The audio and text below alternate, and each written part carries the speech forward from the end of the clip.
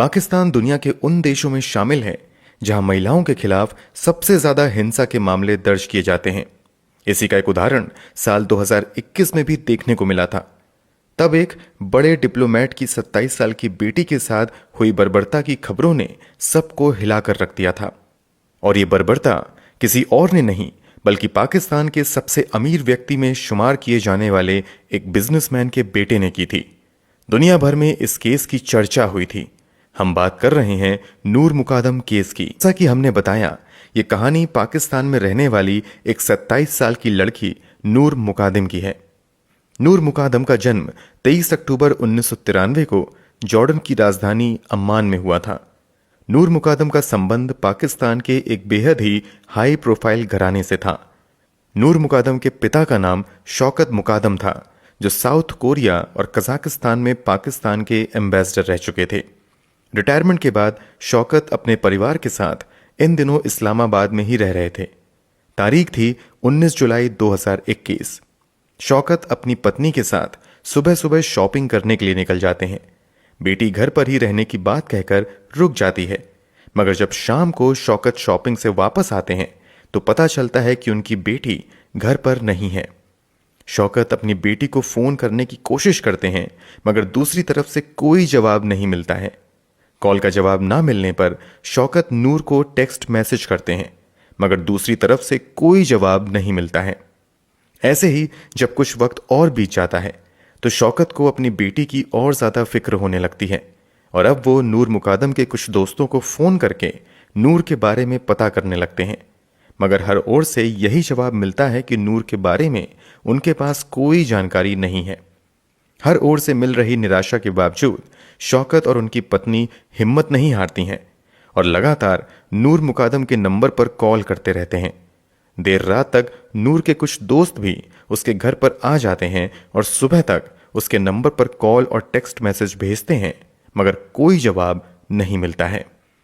बीतते वक्त के बीच अभी ये लोग पुलिस में जाने की सोच ही रहे होते हैं कि सुबह के 10:43 पर नूर मुकादम के मोबाइल से उसकी मां के फोन पर एक वॉइस मैसेज आता है। ये वॉइस मैसेज किसी और का नहीं बल्कि नूर का ही था। इस मैसेज में नूर ने क्या कुछ अपनी मां से कहा था, वो बातें आज तक पब्लिकली सामने नहीं आ सकी। मगर इसी मैसेज के बाद नूर मुकादम की मां नूर के एक पुराने दोस्त जहीर जाकिर जफर को फोन करती हैं, मगर जहीर बात करने की बजाय फोन काट देता है। हालांकि फिर थोड़ी देर बाद यानी सुबह के 10:56 पर जहीर खुद ही अपने नंबर से नूर की मां के मोबाइल पर फोन करता है और कहता है कि मैं उस वक्त बिजी था, इसलिए आपसे बात नहीं कर पाया। जवाब में वो अपनी बेटी के बारे में जहीर से बात करती हैं। इस पर जहीर कहता है कि वो नूर के बारे में कुछ नहीं जानता है। पिछले काफी समय से नूर से उसकी कोई बातचीत नहीं हुई है। जहीर लगभग 20 मिनट तक नूर मुकादम की मां और पिता से बात करता है और फिर फोन रख देता है। इस फोन के बाद शौकत की टेंशन और ज्यादा बढ़ जाती है, क्योंकि इन लोगों को लग रहा था कि शायद नूर जहीर के घर ही चली गई होगी। मगर जब जहीर भी नूर मुकादम के बारे में कुछ भी बताने से इनकार कर देता है तो इन दोनों को गहरा झटका लगता है और अब ये लोग और शिद्दत से अपने स्तर से नूर मुकादम की खोज में लग जाते हैं। होते होते शाम हो जाती है, मगर कहीं से भी नूर मुकादम का कोई अता पता नहीं चलता है। अब तारीख भी बदलकर हो चुकी थी 20 जुलाई 2021 और अब रात के लगभग 10 बज चुके थे। सभी लोग नूर मुकादम को तलाशते हुए काफी थक चुके थे। तभी रात के 10 बजे के आसपास नूर मुकादम के पिता शौकत के मोबाइल पर पाकिस्तान के कोहसार थाने से पुलिस को फोन आता है कि आप जितनी जल्दी थाने पर हो सके आ जाइए। पुलिस थाने से कॉल आते ही शौकत बुरी तरीके से घबरा जाते हैं और अनहोनी की आशंकाओं के बीच अपने परिवार के दूसरे सदस्यों के साथ भागते हुए थाने पर पहुंचते हैं। यहां से पुलिस वाले शौकत और दूसरे लोगों को लेकर पाकिस्तान के सबसे पॉश इलाके इस्लामाबाद के सेक्टर F7/4 में लेके जाते हैं। ये एड्रेस किसी मामूली इंसान का नहीं बल्कि पाकिस्तान के सबसे बड़े बिजनेसमैन में गिने जाने वाले जाकिर जाफर का था।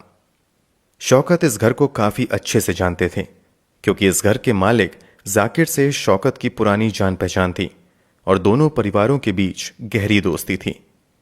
यहां पहुंचकर शौकत भी यहां तक आने की वजह को समझने की कोशिश कर ही रहे थे कि घर के अंदर जाते ही उनके पैरों तले जमीन खिसक जाती है। दरअसल जब पुलिस वाले शौकत को लेकर एक कमरे में जाते हैं तो वो देखते हैं कि एक कमरे में उनकी बेटी का सर काट कर दूसरी तरफ रखा हुआ है, जबकि उसका शरीर दूसरी तरफ पड़ा हुआ है। पूरे शरीर पर बुरी तरीके से चोट के निशान थे। पूरा कमरा खून से रंगा हुआ था। कमरे में एक तरफ चाकू रखा हुआ था, पास में ही एक पिस्टल भी पड़ी हुई थी। इन सब के अलावा सभी के लिए जो सबसे ज्यादा चौंकाने वाली बात थी वो ये थी कि इसी कमरे में दूसरी तरफ इस घर के मालिक जाकिर का बेटा जहीर भी फर्श पर पड़ा हुआ था, जिसके हाथ पैर बंधे हुए थे और वो गुस्से में बुरी तरीके से चीख चिल्ला रहा था। कमरे की इस हालत को देखकर वहां मौजूद सभी लोगों के पैरों तले जमीन खिसक जाती है और सभी जोर जोर से रोने चिल्लाने लगते हैं। थोड़ी देर बाद इन सभी को संभाल कर पुलिस वाले शौकत से अपने बेटी के शव की पहचान कंफर्म करने को कहते हैं। आइडेंटिटी कंफर्म करने के बाद नूर मुकादम के शव को कब्जे में लेते हुए पुलिस वाले पोस्टमार्टम के लिए उसे अस्पताल भेज देते हैं, जबकि दूसरी तरफ कमरे में पागलों जैसी हरकत कर रहे जहीर जफर को गिरफ्तार करते हुए थाने लेकर आती है। अब हर किसी के जहन में एक ही सवाल था कि आखिर यहां हुआ क्या है। इसी सवाल का जवाब ढूंढने के लिए पुलिस वाले अब अपनी जांच शुरू करते हैं और फिर इस जांच में सिलसिलेवार तरीके से एक के बाद एक सभी सवालों के जवाब मिलने शुरू हो जाते हैं। इधर पुलिस वाले अपनी जांच शुरू करते हैं, उधर मीडिया में भी इस हाई प्रोफाइल मर्डर की खबर आ जाती है, क्योंकि इस मामले में शुरुआती इल्जाम पाकिस्तान के एक बड़े बिजनेसमैन के बेटे पर लगता है। इसलिए ये बात उठने लगती है कि मामले को दबाने की कोशिश की जा रही है। यही वजह है कि मीडिया में भी इस अखबार को ज्यादा तवज्जो नहीं मिल रही है। इसी के बाद नूर मुकादम के दोस्त सोशल मीडिया पर इस घटना के बारे में जानकारी शेयर करना शुरू करते हैं और इंसाफ की ऑनलाइन मुहिम शुरू करते हैं। इसके अलावा नूर मुकादम को इंसाफ दिलवाने की लड़ाई लड़ने के लिए सड़कों पर भी पाकिस्तान की महिलाएं आने लगती हैं। धीरे धीरे ये खबर काफी तेजी से पूरे पाकिस्तान में फैल जाती है और फिर पाकिस्तान के तत्कालीन प्रधानमंत्री इमरान खान भी इस खबर पर ध्यान देने लगते हैं और पुलिस अधिकारियों को पूरी ईमानदारी के साथ मामले की जांच करने और सच्चाई की तह तक जाने का आदेश देते हैं। इसी के बाद जांच और तेज होती है और फिर रोज रोज नए खुलासे होने लगते हैं। कुछ दिनों की जांच के बाद पुलिस वाले पूरे मामले से पर्दा उठाते हैं। मामला कुछ यूं था कि जहीर पाकिस्तान के एक बड़े बिजनेसमैन का बेटा था, जबकि नूर मुकादिम भी एक बड़े डिप्लोमेट की बेटी थी। जहीर के पास अमेरिका की नागरिकता होने के साथ साथ पाकिस्तान की भी नागरिकता थी। दोनों परिवार अक्सर विदेश में ही रहते थे। न्यूयॉर्क में रहते हुए नूर मुकादम और जहीर की मुलाकात होती है और दोनों देखते ही देखते अच्छे दोस्त बन जाते हैं। वक्त के साथ इन दोनों की दोस्ती इतनी गहरी हो जाती है कि साथ जीने मरने की कस्में खाने लगते हैं। परिवार वालों को भी इन दोनों की दोस्ती से कोई एतराज नहीं होता है, क्योंकि दोनों ऊंची हैसियत वाले परिवार के थे और पहले से भी इन दोनों परिवारों में दोस्ती थी। इसलिए परिवार वाले भी इस दोस्ती को रिश्तेदारी में बदलने का ख्वाब देखने लगते हैं, मगर उनका ये ख्वाब बीतते वक्त के साथ टूट जाता है, क्योंकि जहीर बेहद ही आक्रामक स्वभाव का व्यक्ति था। इसके अलावा वो लगातार नशे किया करता था। एक समय तो इसकी स्थिति इतनी ज्यादा खराब हो गई थी कि इंग्लैंड में रहते हुए इसे नशा मुक्ति केंद्र में भर्ती करने की नौबत आ जाती है। इतना ही नहीं, जहीर पर छेड़खानी और जैसे संगीन अपराध करने के आरोप भी लगते हैं। हालांकि ये अपने पिता की पहुंच का इस्तेमाल करते हुए किसी तरह से बच निकलता है। बीते वक्त के साथ रिश्ते सुधरने की बजाय और ज्यादा बिगड़ जाते हैं। जहीर का पागलपन भी बढ़ जाता है। इसका नतीजा ये होता है कि ब्रिटेन की गवर्नमेंट द्वारा जहीर को धक्के मारकर ब्रिटेन से निकाल दिया जाता है। इसी के बाद जहीर 2019 में वापस पाकिस्तान चला आता है। इसके बाद वो कभी भी पाकिस्तान से बाहर नहीं जाता है। इसी बीच नूर मुकादम भी पाकिस्तान आ जाती है और वो भी यहीं अपने माता पिता के साथ रहने लगती है। क्योंकि नूर और जहीर का रिश्ता पहले ही काफी बिगड़ चुका था, इसलिए पाकिस्तान जाकर भी ये दोनों एक दूसरे से ज्यादा कांटेक्ट नहीं करते हैं। मगर बीतते समय के साथ एक बार फिर से दोनों पुराने गिले शिकवे भुलाकर फिर से दोस्ती का हाथ बढ़ाते हैं। 2021 आते आते इन दोनों के रिश्ते कुछ सुधरते हैं और दोनों के बीच फोन पर बातचीत का सिलसिला शुरू हो जाता है। हालांकि ऐसा लंबे समय तक नहीं चल पाता है और एक बार फिर से इन दोनों में बातचीत बंद हो जाती है। पुलिस की रिपोर्ट के मुताबिक वैसे तो जहीर और नूर मुकादम के बीच लगभग बातचीत बंद हो चुकी थी, मगर फिर जुलाई महीने में एक दिन नूर मुकादम जहीर को टेक्स्ट मैसेज करते हुए उसका हालचाल पूछती हैं। इसके जवाब में जहीर तुरंत नूर को लगातार कॉल करने लगता है और एक बार फिर से इन दोनों में थोड़ी बहुत बातचीत शुरू हो जाती है। इसी बातचीत के दौरान जहीर नूर को बताता है कि वो 19 जुलाई को न्यूयॉर्क जा रहा है। इससे पहले वो उससे मिलना चाहता है। पहले तो नूर जहीर से मिलने से मना कर देती हैं, मगर जहीर के लगातार रिक्वेस्ट करने के बाद नूर उससे मिलने के लिए राजी हो जाती है और वो 18 जुलाई 2021 को रात के 9:05 पर अपने घर से जहीर के घर के लिए निकल जाती है और लगभग रात के 10 बजे जहीर के घर पहुंच जाती है। जांच के दौरान जहीर द्वारा दिए गए बयान के मुताबिक जब नूर उसके घर के अंदर दाखिल होती है तो यहां तक दोनों के बीच सब कुछ नॉर्मल रहता है और थोड़ी देर तक दोनों बात करते रहते हैं। मगर थोड़ी ही देर बाद जब नूर मुकादम का मोबाइल लगातार बजने लगता है तो जहीर को गुस्सा आ जाता है और वो नूर मुकादम से काफी तेज आवाज में बातें करने लगता है। नूर मुकादम के मोबाइल के बजने की वजह यह थी कि उसके माता पिता लगातार बेटी को कॉल कर रहे थे, मगर जहीर नूर को कॉल रिसीव नहीं करने दे रहा था। यहां तक कि थोड़ी देर बाद नूर से जहीर उसका मोबाइल भी छीन लेता है और नूर को अपने घर में बंदी बना लेता है। प्लान के मुताबिक 19 जुलाई की सुबह 3:50 पर जहीर को फ्लाइट के जरिए न्यूयॉर्क जाना था, मगर वो नूर मुकादम के साथ लड़ाई झगड़े में इतना ज्यादा उलझ जाता है कि उसकी फ्लाइट भी लेट हो जाती है और घर से एयरपोर्ट के लिए निकलने के बावजूद वो वापस अपने घर चला आता है। नूर मुकादम 18 जुलाई की रात जहीर के घर आती हैं और अब तारीख बदलकर 20 जुलाई हो चुकी थी और अब तक नूर जहीर के कब्जे में थी। इस दौरान एक बार नूर मुकादम किसी तरह मोबाइल लेकर अपनी मां को मैसेज करने में कामयाब हो जाती हैं, मगर तुरंत ही जहीर एक बार फिर से नूर मुकादम का मोबाइल छीन लेता है और मोबाइल छीनने के बाद वो नूर को बुरी तरीके से मारने पीटने लगता है। पुलिस की छानबीन में जहीर के घर से बरामद सीसीटीवी फुटेज के मुताबिक इस मारपीट से बचने के लिए नूर कई बार बालकनी में भी भागती हुई आती हैं, मगर जहीर उसे खींचकर फिर से कमरे में ले जाता है। नूर मुकादम को इतनी बुरी तरीके से कमरे के अंदर जहीर द्वारा टॉर्चर किया जा रहा था, इसका अंदाजा इस बात से भी लगाया जा सकता है कि सीसीटीवी फुटेज के मुताबिक एक बार फिर से नूर जहीर के कमरे से भागती हुई बालकनी में आती हैं। पीछे पीछे जब जहीर भी भागते हुए बालकनी में आता है तो जहीर से बचने के लिए नूर मुकादम बालकनी से नीचे की ओर छलांग लगा देती हैं और घर के बाहर बनी रेलिंग पर वो गिरती हैं, जिसमें वो बुरी तरीके से चोटिल हो जाती हैं। इसके बावजूद वो दर्द से लड़ते हुए मेन गेट की तरफ भागती हैं, मगर मेन गेट पर जहीर के घर के 2 नौकर मौजूद होते हैं जो नूर मुकादम को घर से बाहर नहीं भागने देते हैं।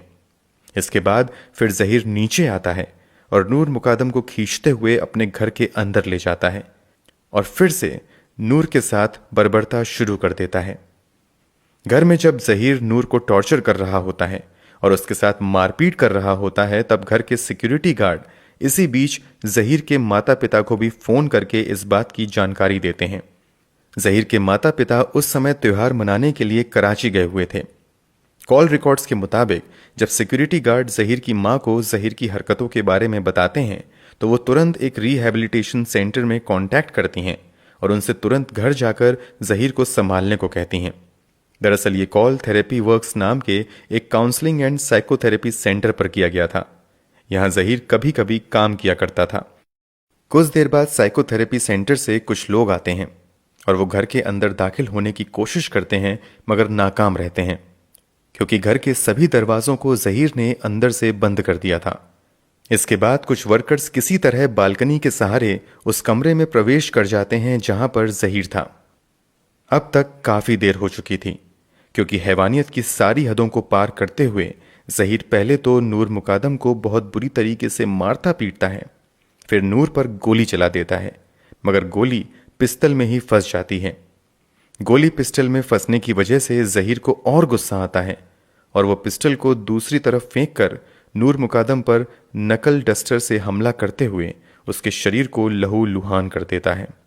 जब इससे भी जहीर का मन नहीं भरता है तो वो अपने पास मौजूद स्विच नाइफ निकालता है और उससे ताबड़तोड़ नूर पर हमला कर देता है।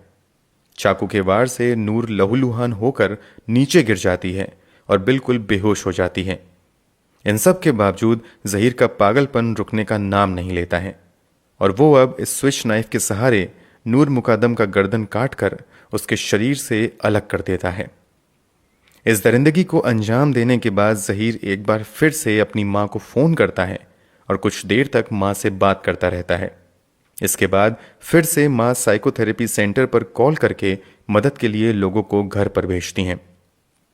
जब साइकोथेरेपी सेंटर के लोग घर में किसी तरह एंटर करते हैं तो जहीर को लगता है कि इन लोगों को नूर मुकादम के घर वालों ने भेजा है, इसलिए जहीर उन लोगों पर भी हमला कर देता है, जिसमें एक शख्स बुरी तरीके से घायल हो जाता है। बाद में उसे भी हॉस्पिटलाइज्ड करने की नौबत आ जाती है। बाकी बचे लोग किसी तरह जहीर को काबू में ले आते हैं और उसके भी हाथ पैर बांधकर कमरे में छोड़ देते हैं। इसी के बाद इस घटना की जानकारी पुलिस को मिलती है और फिर पुलिस मौके पर पहुंचकर नूर मुकादम के माता पिता से नूर की पहचान करवाते हैं और फिर नूर के शव को पोस्टमार्टम के लिए भेज देते हैं, जबकि जहीर को गिरफ्तार करते हुए थाने ले आया जाता है। पोस्टमार्टम रिपोर्ट में नूर मुकादम के साथ की भी पुष्टि होती है। आगे की जांच में ये बात भी सामने आती है कि नूर को अपने कब्जे में लेने के बाद उसे छोड़ने के बदले जहीर ने 10 लाख रुपए फिरौती भी मांगी थी, जिसमें से 3 लाख अपने नौकर के जरिए नूर ने जहीर के घर मंगवा भी लिए थे। इसके बावजूद जहीर नूर को नहीं छोड़ता है। नौकर से पैसे मंगवाने के पीछे की वजह यह थी कि जहीर ने नूर के सामने शर्त रखी थी कि पैसे की मांग के बारे में उसके घर में किसी और को नहीं पता चलना चाहिए। पुलिस इन्वेस्टिगेशन कंप्लीट होने के बाद इस मामले की सुनवाई स्थानीय अदालत में शुरू होती है।